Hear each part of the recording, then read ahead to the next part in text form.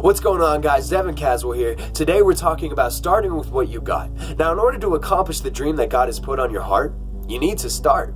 You need to start taking steps towards it. Start taking action towards it. Start pursuing it. One of the most common detriments to fulfilling God's plan and purpose for your life is hesitation.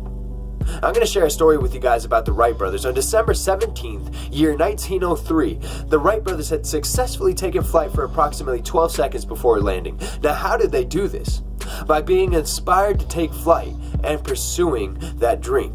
And the Wright brothers didn't exactly have an ideal situation. They didn't have a massive hangar with all the supplies and the tools necessary to build an aircraft.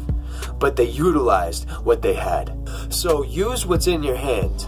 See, the Wright brothers at the time owned a bicycle shop, and this bicycle shop contained metal, wood, necessary tools, nuts and bolts. But the point is, they didn't have everything they needed to build an ideal aircraft, but they didn't let that stop them. Even God told Moses to use what was in his hands.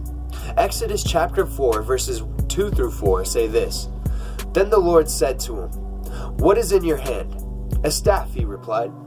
The Lord said, "Throw it on the ground." Moses threw it on the ground and it became a snake, and he ran from it. Then the Lord said to him, "Reach out your hand and take it by the tail." So Moses reached out and took hold of the snake, and it turned back into a staff in his hand. See, God utilized what was in Moses' hands. This is the same staff that Moses rose above his head to part the Red Sea to free the Israelites from the Pharaoh's army. See, God took a regular walking stick that Moses carved from a tree to do supernatural things with. So if you feel like you aren't pursuing your dream because you don't have the necessary supplies, I'm here to tell you, use what's in your hands and watch God do big things with it. Use what's in your hands now to get what you don't. The Wright brothers may have never taken flight if they never utilized what they had. Moses may have never freed his people if he wasn't obedient to God and used what was in his hands. So start pursuing God's plan and purpose for your life today. Stop wasting time. Time is precious.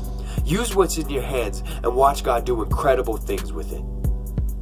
If you guys got any comments, any suggestions, any questions, or any prayer requests, go ahead and comment them below. Please subscribe. Thank you so much for your time. I'll see you guys soon.